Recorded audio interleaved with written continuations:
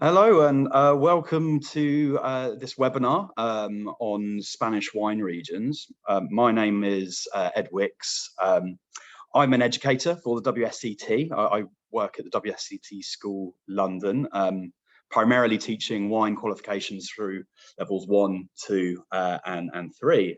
So thank you very much for joining us today. Just to let you know, this webinar will be recorded and it will be uploaded to the WSET Global Events Hub on our YouTube channel to watch back at your convenience very soon.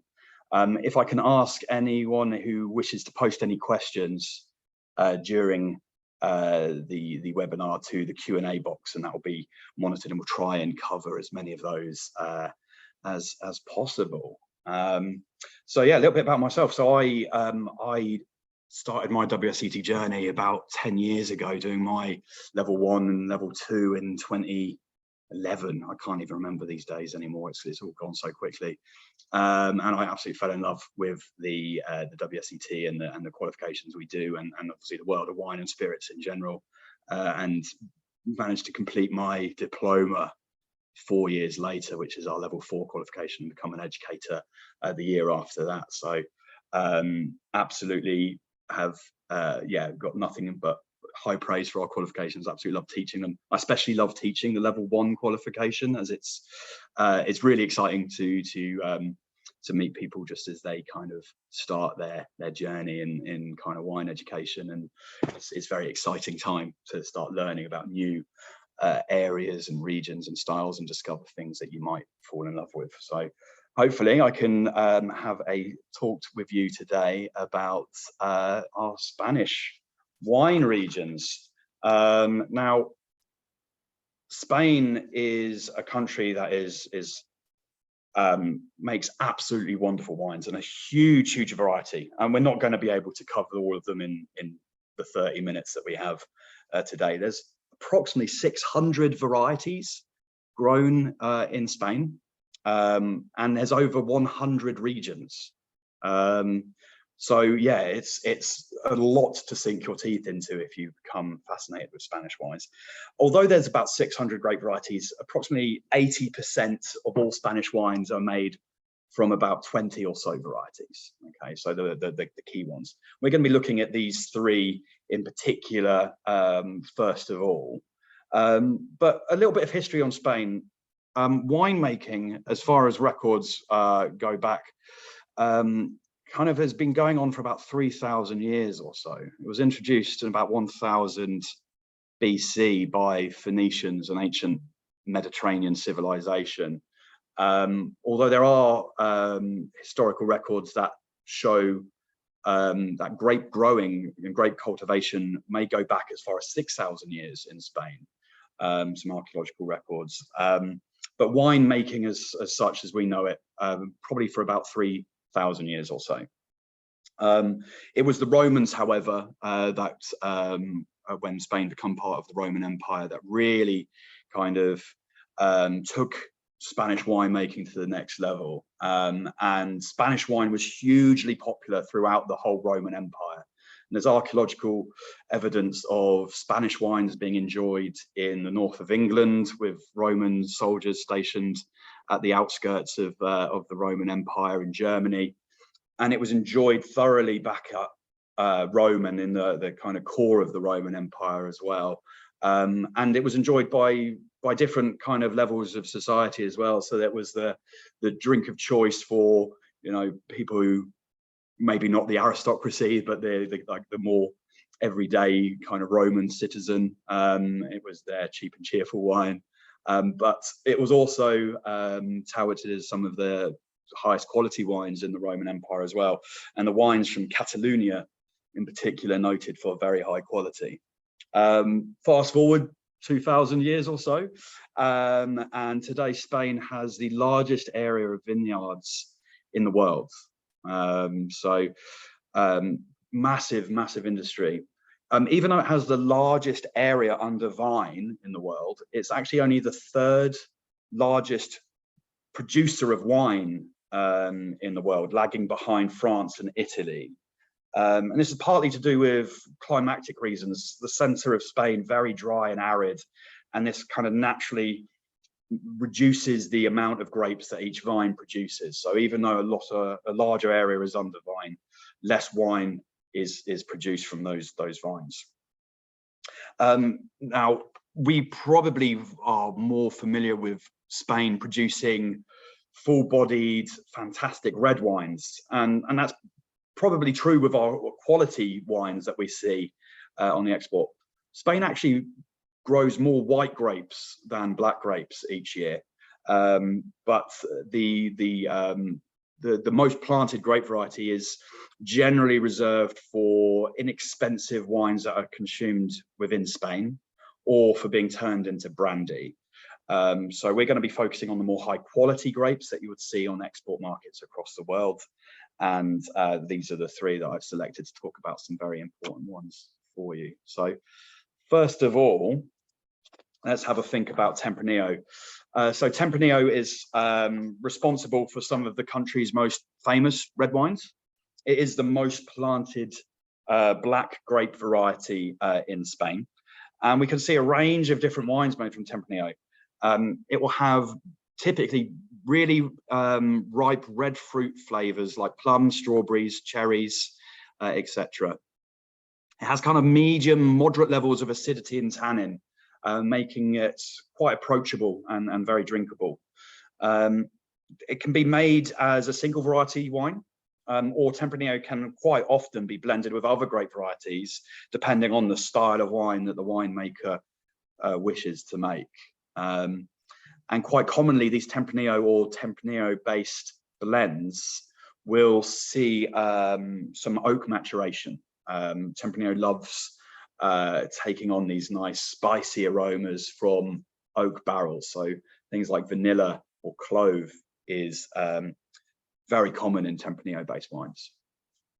Now, the very good and outstanding examples of Tempranillo that we see, these are often able to age further in bottle and develop some really exciting aromas, dried red fruits, and maybe some savory aromas like mushroom can be found in some high quality aged Tempranillos. So where do we find Tempranillo being planted in Spain? Well, it's the most planted black grape variety, so you'll find it in a large number of regions. The three I've selected are responsible for a lot of different styles of Tempranillo. So Catalonia, the place that was famed by Roman connoisseurs 2,000 years ago, makes a huge range of Tempranillo-based wines, single varietal and blended Tempranillos as well. It is a source today for a lot of our kind of inexpensive, fruity Tempranillos that haven't seen any oak maturation, that are to be enjoyed when they're fresh and vibrant and tasting of all those lovely strawberries and plums. But some more powerful oak-aged expressions are also to be found from this wonderful region as well. To the west of Catalonia in northern Spain, we have two powerhouses responsible for some of the most famous fine wines of Spain, and famed for the quality of the Tempranillo that is produced here. Ribera del Duero, really in the center of the mountainous kind of heart of northern Spain. Spain is one of the most mountainous countries in Europe, which we don't necessarily always think of, but these high altitudes in Ribera del Duero mean that we can have really warm days and really cool nights, and this allows our Tempranillo to get really fruity, but also to have high levels of acidity and make it really delicious. So that is some of the finest wines of Spain come out of this region, and they're all going to be based around Tempranillo. Rioja, to the north east of Ribera del Duero. This is probably the most famous region in all of Spain, and responsible for some absolutely wonderful red wines that are Tempranillo based. Typically, we're going to see a lot of blending in Rioja to complexity to our Tempranillo based wines.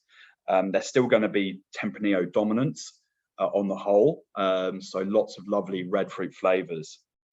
Both Ribera del Duero and Rioja have a tradition of oak maturation in their wines as well.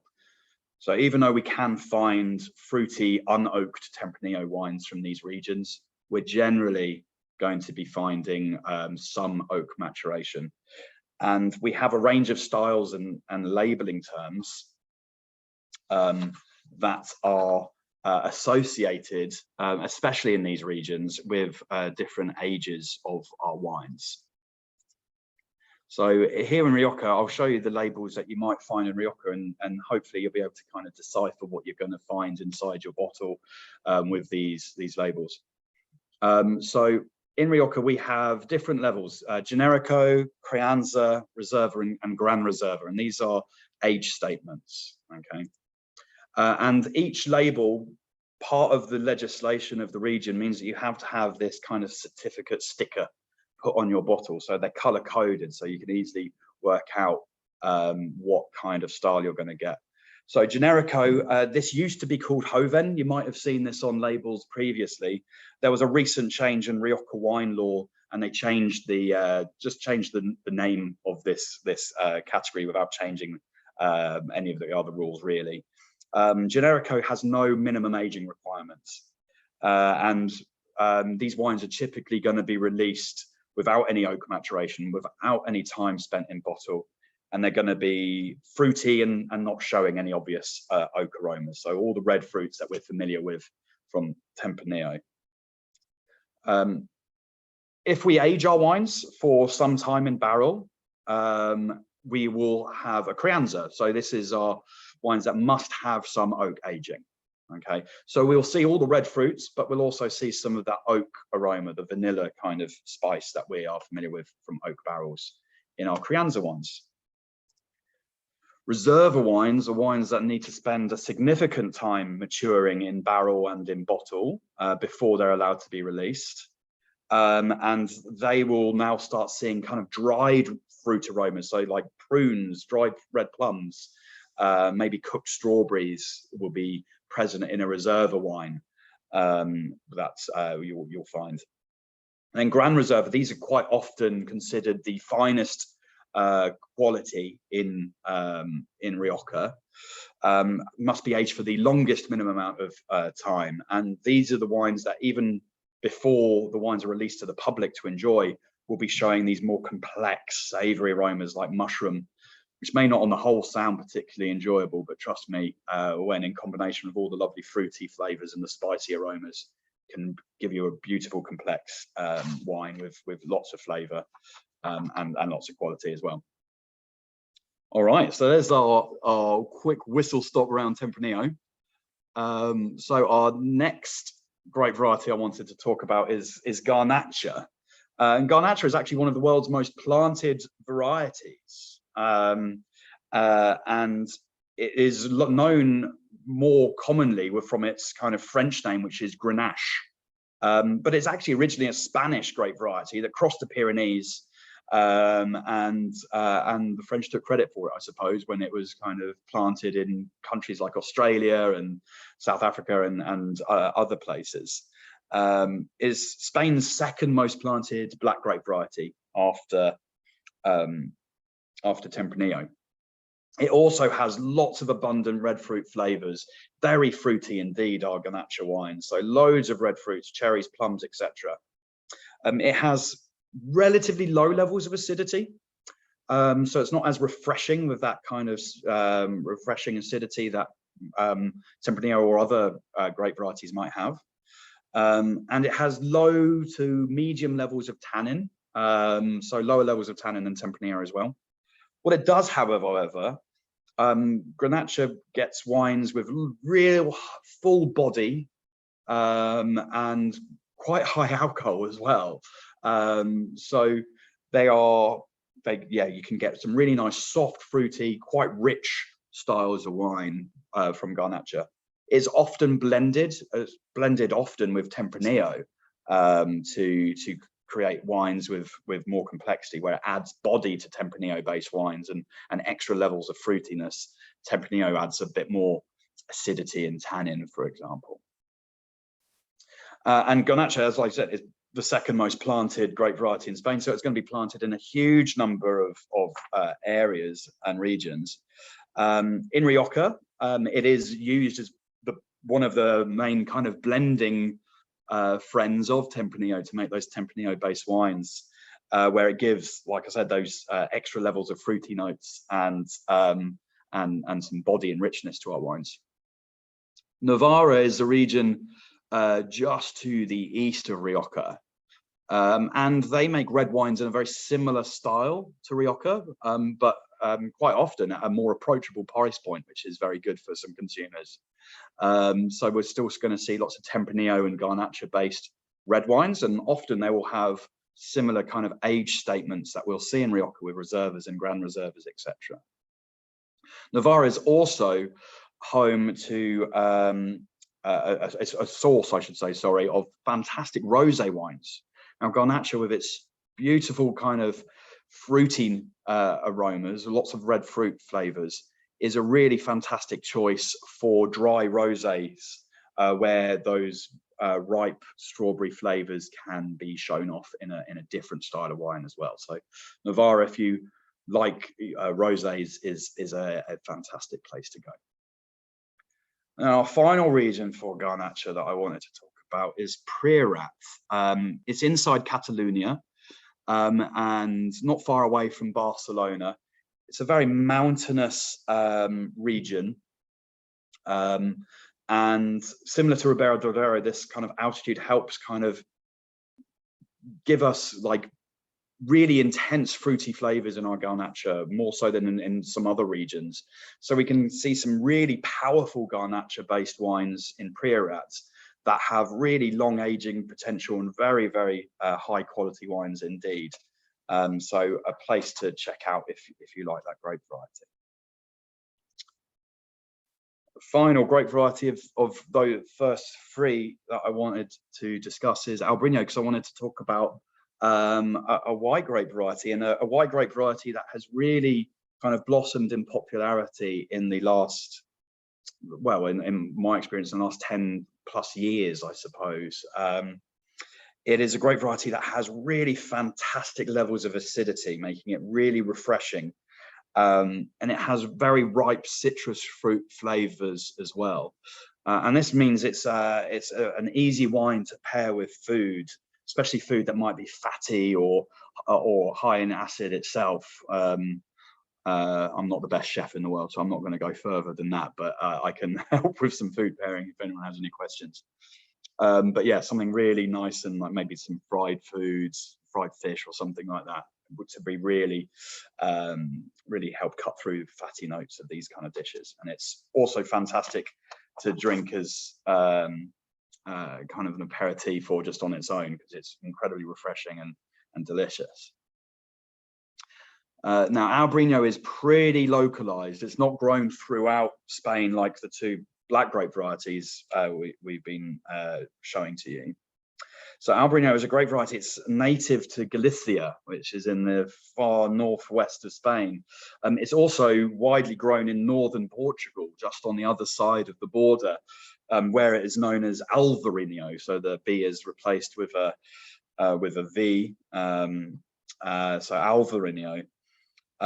Inside Galicia, there is one very noted region, Rías Baixas. Not easy to pronounce, and I'm probably made an absolute murder of that pronunciation, so apologies if your Spanish is better than mine. So Rías Baixas, here we are seeing a region that has a real reputation for very high quality Albariño. We get this kind of cooling effect from the Atlantic Ocean, and this really helps preserve the acidity in our wines, making wines from Albariño here even more refreshing than others that you can find. Okay, so that's our kind of grape varieties for still wines, but Spain isn't just kind of making still wines or light wines. Spain is the second largest exporter of sparkling wines in the world, after France, which takes pole position. And the vast majority of Spanish sparkling wines are cava.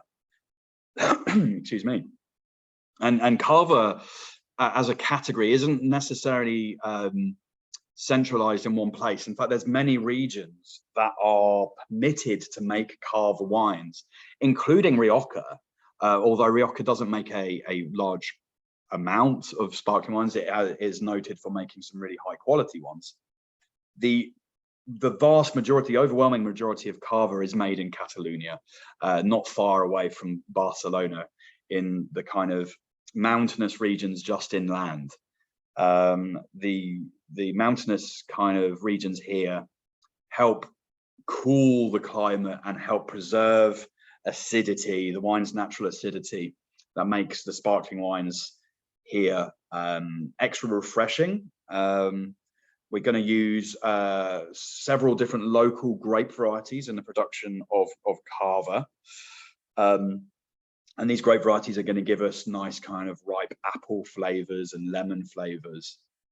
It's also going to be made in the traditional method, which is the exact same method that is used in Champagne in northern France, where the wines need to be matured with the yeast that were used to ferment it for a minimum of 9 months. Many producers going for much longer time frames than that.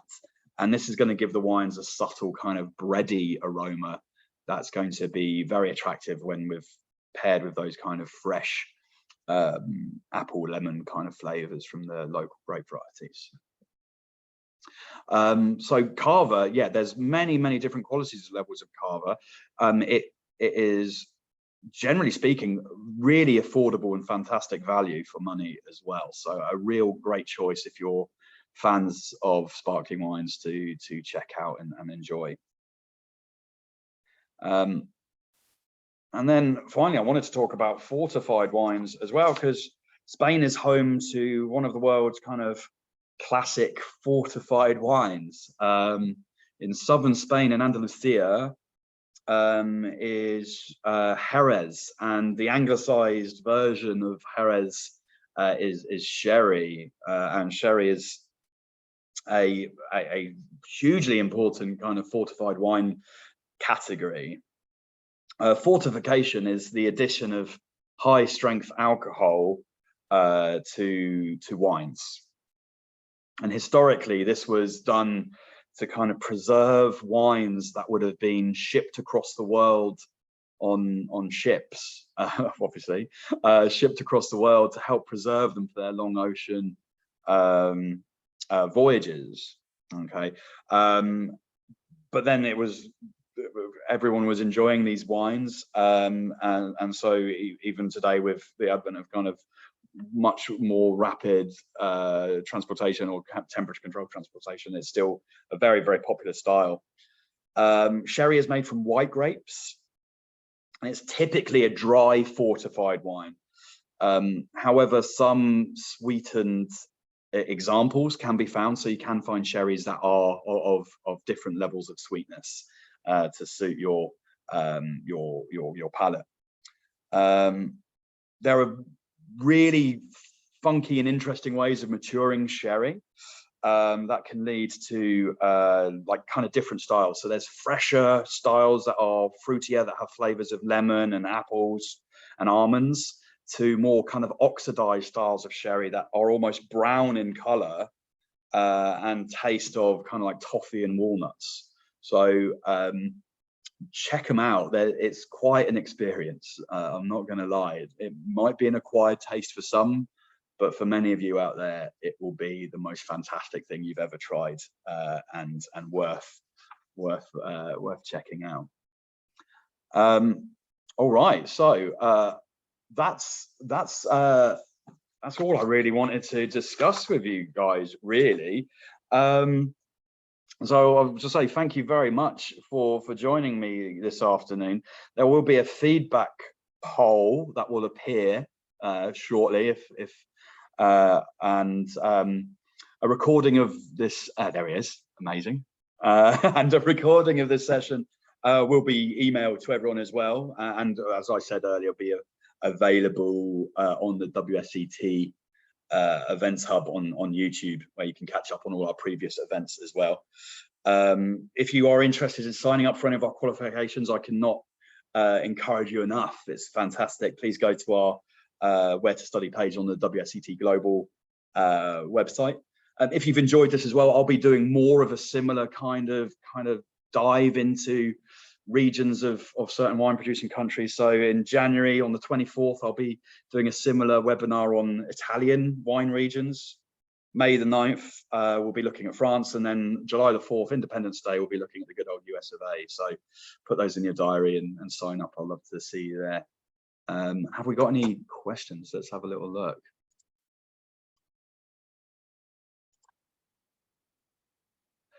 So Thomas, blended Tempranillo is a Crianza. So those different age categories in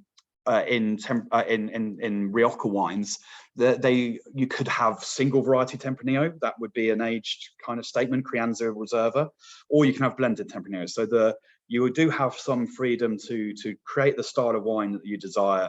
They're typically going to be typically going to be blended. They wouldn't be labeled as such. Quite often producers will be nice and give you the kind of breakdown of, you know, this is 85% Tempranillo and 15%, you know, X, Y, Z. A similar question about Ribera del Duero and Rioja having labeling rules. Yes, so the Ribera del Duero also has Crianzas, also has Gran Reservas, and a lot of these labeling terms will be copied in other regions as well. So yeah, these are copied in other regions as well. And then Dylan, a fantastic question. Would love to know the difference in aromas between Rioja Alta and Baja. Yes, so Rioja itself is actually split into subzones, and then those subzones are split into villages that can have their name on the label as well. So it gets even more complicated, and trust me, than I'll go into today. But Rioja Alta, to the west of Logroño, the kind of the main hub of Rioja, is higher in altitude, and like Ribera del Duero, that higher altitude is going to help preserve the acidity by giving us cooler nights. And that's going to give us, many people think this gives higher quality Tempranillo, but Rioja Baja, which actually has changed its name. So Rioja Baja is now called Rioja Oriental, Orientale meaning to the east, Baja meaning low. So they gave a little PR boost to Rioja Baja because they didn't want their wines to be known as low, as in low quality. All it meant was low in elevation. It was much lower, closer to sea level. So they changed it to the Rioja Oriental because they wanted to basically show off the fact that they also make fantastic wines. But the Rioja Oriental, as known as Rioja Baja, is more famed for Garnacha, which prefers the heat. Tempranillo potentially making higher quality wines in slightly cooler environments. I hope that's answered your question, not gone too over the top. Has anyone got any other questions? What other quality grape varieties are still popular in Spain? Oh God, Monastrell. If I was going to talk about another grape variety, Monastrell, in kind of the Mediterranean coast of Spain, is absolutely fantastic. So that would be another grape variety. It's a black grape variety that gives really nice dark fruit flavors, opposed to the red fruit flavors that we've seen in the grape varieties today.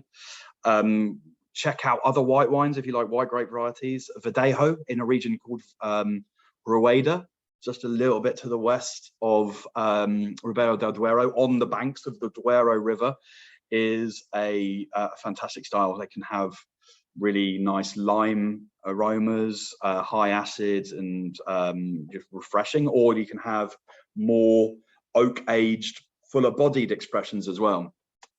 Can you tell us something about the Maturana and Torrontés grape? Now, I've had some fantastic Maturana Bianco recently from a Rioja producer. It was a grape variety that almost went extinct in Rioja, but is getting a few champions behind it. And the wine was absolutely fantastic. Lots of kind of peachy aromas and some floral notes. And then I must confess, I do not know the Torrentes grapes, but there's many grape varieties in Spain that I haven't tried that give me something to look forward to. So check it out yourself and let me know. I'll be fascinated and I'll give it a go as well. And then the 16 Vitalis expected to be labeled. You don't require, I haven't tried that wine. Sounds delicious. Ribera and Rioja don't require labeling, these traditional labeling terms. It's voluntary if you want to do that. And many producers don't necessarily want to use the old school way of doing things. So it's completely up to them. But generally speaking, the wines will be of a great quality, so enjoy. And then what's my favorite red and white wine? You put me on the spot, friends. I don't know. So I had a lovely Riesling a couple of days ago. So I might go for that for my white wine. It was a German Riesling. And then I had a Chilean Cabernet Sauvignon called the Don Maxiimano. Can't afford it, but it was very nice. So luckily that was in a class of mine. So I got to take a quarter of a bottle home with me and enjoy with my dinner the other day. So yeah, that's but yeah. So a little about the other grapes in Rioja. Graciano. Graciano is a grape variety that produces wines that have really high levels of acidity, really high levels of tannins. It can also give really nice kind of black fruit aromas, which is again different to the Garnacha and the Tempranillo wines of Rioja. So Graciano is usually thought of as a grape variety that you put into blends in only small doses, maybe like 5 to 10%. That's the kind of realms. And it can be useful to give it like a bit of a kick, a bit more power to our Tempranillo wines that might have moderate levels of acidity and tannins, and that Graciano can give it a bit of a punch, a bit more power. Cool. Any more?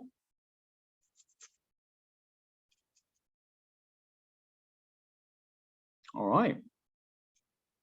In that case, I think we might be done. So I'd like to say thank you again to everyone, and hope you have a lovely rest of your day. Take care.